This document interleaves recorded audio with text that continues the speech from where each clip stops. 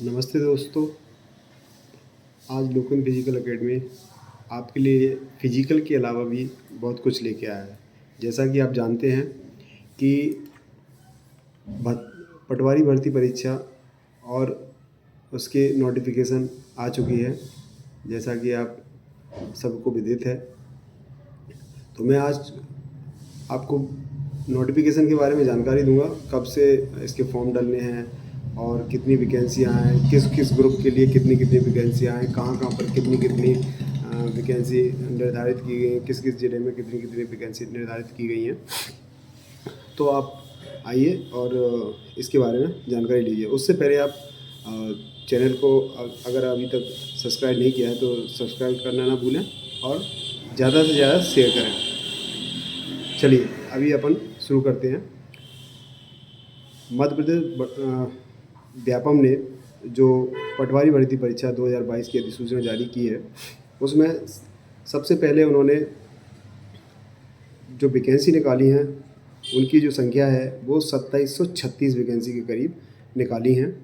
और इनमें भी इस अधिसूचना के हिसाब से 2736 वैकेंसी हैं, लेकिन इसमें भी अभी भी कुछ वैकेंसी इंक्रीज हो सकती हैं, लेकिन अभी तक के हिसाब से 2736 वैकेंसी हैं। तो मध्य प्रदेश पटवारी भर्ती परीक्षा अधिसूचना जारी जो हुई है वो 25 नवंबर 2022 को जारी हुई है, जिसमें बताया गया है कि किस किस ज़िले किस किस कैटेगरी के लिए कितनी कितनी वैकेंसी हैं। तो जो वैकेंसी हैं वो शेड्यूल आपको मैं एक बार दिखा देता हूं और बता भी देता हूं, साथ ही साथ आप देखते भी जाइए। जो वैकेंसी है एमपी पटवारी वैकेंसी 2022-23, जैसे कि आप देख पा रहे हैं 2022-23 डिटेल। तो उसमें श्रेणी और किन किन के लिए ये आरक्षित हैं और किस किस के लिए कितनी कितनी आरक्षित हैं, किस किस श्रेणी में। तो आप देखते जाइए। जो अनारक्षित है जिसे अपन जनरल बोलते हैं, बट वो क्या है, अनरिजर्व होता है। उसमें कोई भी मतलब अपने अच्छे मार्क्स लेके आता है तो वो उसको उसमें मतलब वो ले सकता है, मतलब एक तरीके से वो वैकेंसी ओपन है। तो अनारक्षित के लिए जो वैकेंसी हैं वो 427 हैं। उन 2736 वैकेंसियों में से 487 वैकेंसी हैं उसमें ओपन है, और महिलाओं के लिए निर्धारित जो की गई हैं 220 वैकेंसी अनारक्षित में से। और उन्हीं में से जो वैकेंसी हैं भूतपूर्व सैनिकों के लिए जो कि 67 वैकेंसी आप देख रहे हैं, और 17 वैकेंसी ये महिलाओं के लिए देख रहे हैं। तो टोटल मिला के आपके ये जो भूतपूर्व सैनिक भाई जो मेरे जो देख रहे हैं, तो ये वैकेंसी तकरीबन आपकी 84 हो जाती हैं। तो 84 आप निकाल सकते हैं कि आपको कितनी परसेंटेज निकाल के दिया गया है। तो इस तरीके से संविदा कर्मी जो हैं उनके लिए 129 ओपन है और महिला के लिए 55। तो इस तरीके से अनारक्षित में 975 टोटल 975 वैकेंसी अनारक्षित के लिए आरक्षित की गई हैं। अब अपन ईडब्ल्यूएस पे जाते हैं तो ईडब्ल्यूएस के लिए जो कि आप अगर ईडब्ल्यूएस धारी हैं तो उसमें आपके लिए 135 ओपन में हैं और महिलाओं के लिए 51 वैकेंसी हैं। वहीं पे भूतपूर्व सैनिक हैं तो उसमें उनके लिए 8 वैकेंसी ओपन के लिए और महिलाओं के लिए इसमें कोई वैकेंसी निर्धारित नहीं की गई है। ठीक उसी प्रकार से संविदा कर्मियों के लिए 25 वैकेंसी हैं और महिलाओं के लिए 4 वैकेंसी। तो इसमें ईडब्ल्यूएस के जो हमारे स्टूडेंट हैं और जो तैयारी कर रहे हैं पटवारी की, उनके लिए 223 वैकेंसी आरक्षित की गई हैं। इसी प्रकार से अपने अनुसूचित जाति भाई बहन हैं उनके लिए 189 वैकेंसी ओपन की हैं और महिलाओं के लिए 75 वैकेंसी रखी गई हैं। और भूतपूर्व सैनिकों के लिए 16 वैकेंसी हैं और महिलाओं के लिए 1 वैकेंसी है। ठीक उसी प्रकार से संविदा कर्मी के लिए 47 और महिलाओं के लिए 9 वैकेंसी। टोटल इनका 337 अनुसूचित जाति के बहन भाई हैं उनके लिए निर्धारित की गई है। अब अपन चलते हैं अनुसूचित जनजाति के बहन भाइयों के लिए, जो कि सबसे ज़्यादा अभी तक की वैकेंसी जो है वो उनके लिए 302 वैकेंसी। उसमें 133 वैकेंसी महिलाओं के लिए, 40 वैकेंसी ओपन में भूतपूर्व सैनिकों के लिए और 7 वैकेंसी महिलाओं के लिए। अब संविदा कर्मी में 78 वैकेंसी हैं ओपन के लिए और महिलाओं के लिए 26 वैकेंसी। टोटल मिला के कितनी हुई 586 वैकेंसी। अब अपन आ जाते हैं अन्य पिछड़ा वर्ग के लिए, भाई बहन, अन्य पिछड़ा वर्ग के भाई बहनों के लिए 316 वैकेंसी पुरुषों के लिए, 100 महिलाओं के लिए 142 वैकेंसी निर्धारित आरक्षित की गई हैं, और भूतपूर्व सैनिक के बहन भाइयों के लिए 42 और 5 महिलाओं के लिए। इसमें ओपन के लिए 86 वैकेंसी और 24 महिलाओं के लिए आरक्षित की गई हैं, जिसमें से सबसे ज़्यादा वैकेंसी जो हैं ओबीसी जो हमारे बहन भाई हैं अन्य पिछड़ा वर्ग के, उनके लिए निर्धारित की गई हैं। टोटल वैकेंसी जो हैं अगर अपन इनको जोड़ते हैं तो टोटल वैकेंसी है 2736 वैकेंसी, और इस हिसाब से 2736 वैकेंसी बहुत होती हैं अगर हमारे बहन भाई तैयारी कर रहे हैं। तो इसमें आपको मैं शैक्षणिक योग्यता के बारे में जानकारी देना चाहूँगा, तो आप एक बार शैक्षणिक योग्यता के बारे में थोड़ा सा गौर कर लें। इसमें आप किसी भी यूनिवर्सिटी या किसी भी स्नातक उपाधि मतलब यूनिवर्सिटी से या किसी भी कॉलेज से, जो अपन बोलते हैं अपनी आम बोलचाल की भाषा में, तो स्नातक की उपाधि आपके पास होनी चाहिए, चाहे वो बीए हो, चाहे वो बीएससी हो, चाहे वो बीबीए हो, चाहे किसी प्रकार की एक अपनी कॉलेज की उपाधि होनी चाहिए, स्नातक की उपाधि होनी चाहिए। हाँ, आपको एक चीज़ और बताना चाहूँगा, इसमें सीपीसीटी का जो स्कोर कार्ड है, हिंदी टाइपिंग एवं कंप्यूटर दक्षता सहित पास होना अनिवार्य किया गया। इसमें आपको सीपीसीटी अनिवार्य कर दिया गया है, आपको अनिवार्यतः ही लगाना पड़ेगा, लेकिन इसमें आपके लिए रिलैक्सेशन दे दिया गया है। सीपीसीटी नहीं है तो सीपीसीटी पास करने के लिए आपको 3 वर्ष में आपको समय दिया जाएगा, अन्यथा आवेदक का नियुक्ति पत्र जो है वो निरस्त माना जाएगा।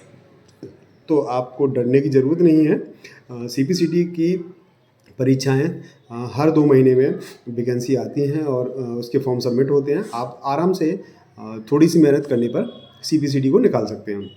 जिस तरीके से आप अभी पटवारी परीक्षा की तैयारी कर रहे हैं, ठीक उसी प्रकार से आप सीपीसीटी इसी समय दे सकते हैं, क्योंकि आपको कंप्यूटर की काफ़ी नॉलेज होगी, क्योंकि कंप्यूटर के बारे में आप उसकी तैयारी कर रहे हैं। तो कंप्यूटर में जितने क्वेश्चन कंप्यूटर के आप उसके लिए तैयारी कर रहे हैं, वो ठीक उसी प्रकार से सीपीसीटी में भी आपका कंप्यूटर का ही ज़्यादातर पूछा जाता है और नॉर्मल है, जिसे आप आराम से सीपीसीटी को पास करके और अपनी भर्ती परीक्षा सुनिश्चित कर सकते हैं।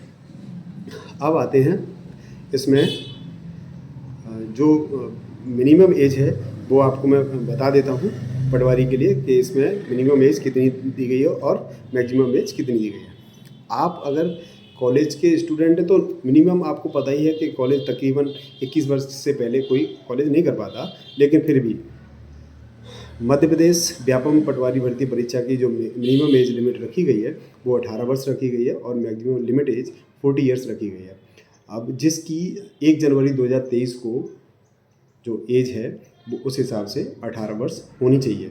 इसमें जो रिलैक्सेशन दिया गया है वो reserve category as per government rule के हिसाब से दी गई है, जो कि अब हमारे जो पटवारी की जो तैयारी कर रहे हैं, जो आर्मी पर्सन हैं, जो हमारे रिटायर्ड फौजी भाई हैं, वो उनके लिए बहुत ही सुनहरा अवसर है।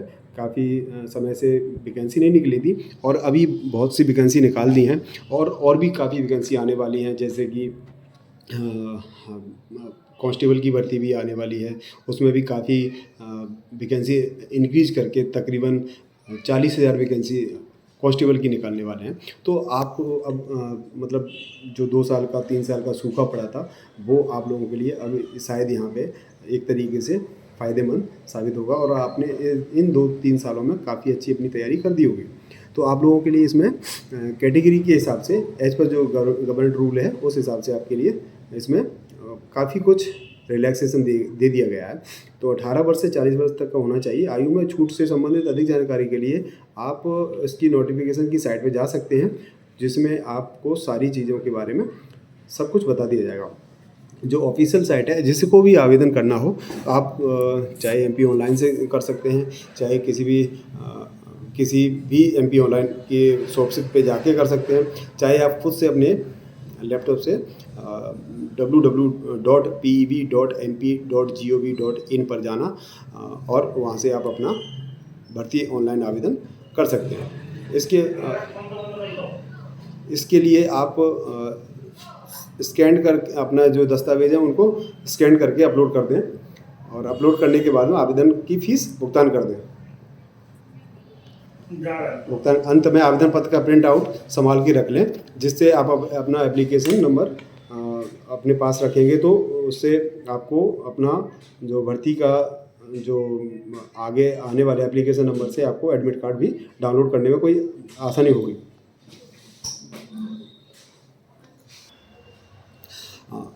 माफ़ी चाहूँगा, जैसा कि लिंक आपको मैं बता चुका हूँ ऑनलाइन फॉर्म भरने के लिए, और इसमें एप्लीकेशन नंबर आप पक्का ध्यान रखें, जिससे आप एडमिट कार्ड निकालने में आपको कठिनाई ना हो। और अब आप अपन थोड़ा सा डिस्ट्रिक्ट वाइज वैकेंसी के बारे में जानकारी ले लेते हैं, जो कि भर्ती परीक्षा पटवारी 2022-23 डिस्ट्रिक्ट वाइज वैकेंसी जो दी हुई हैं उनके बारे में थोड़ी सी जानकारी ले लेते हैं।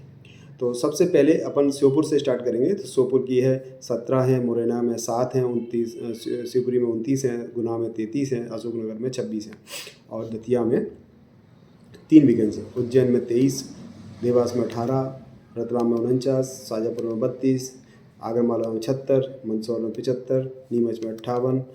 सबसे ज़्यादा वैकेंसी मुझे जहाँ तक लगता है धार में है 104, इंदौर में 12, झाबुआ में 13 और अलीराजपुर में 21, खरगोन में 100, बड़वानी में 100। ऐसे ही तकरीबन सभी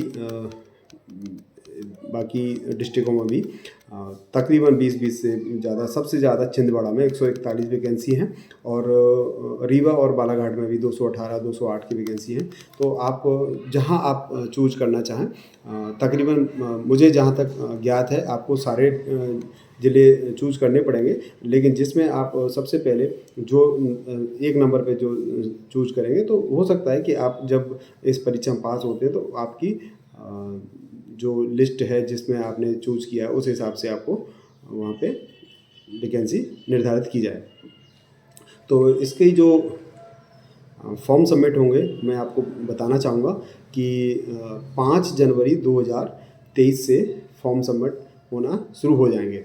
तो सभी दोस्तों को और सभी बहन भाइयों को अग्रिम शुभकामनाएं, और अच्छे से तैयारी करें और अपनी फॉर्म को अच्छे से भरें, और कोई भी उसमें किसी भी प्रकार की कोई गलती ना करें। सारे जो आपके डॉक्यूमेंट हैं उन डॉक्यूमेंटों को एक बार वेरीफाई कर लें, और किसी के पास अगर रोज़गार पंजीयन ना हो तो उसे पहले रोज़गार पंजीयन करा लें।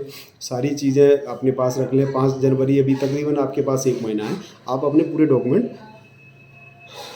तैयार करा सकते हैं। तो आप अपने किसी भी ऑनलाइन पोर्टल पे जा कर के, और जिस मतलब आपके जो डॉक्यूमेंट हैं उन डॉक्यूमेंटों में जो कमी है उनको अभी 1 महीने के अंदर पूरा करवा के अपना फॉर्म सबमिट करें।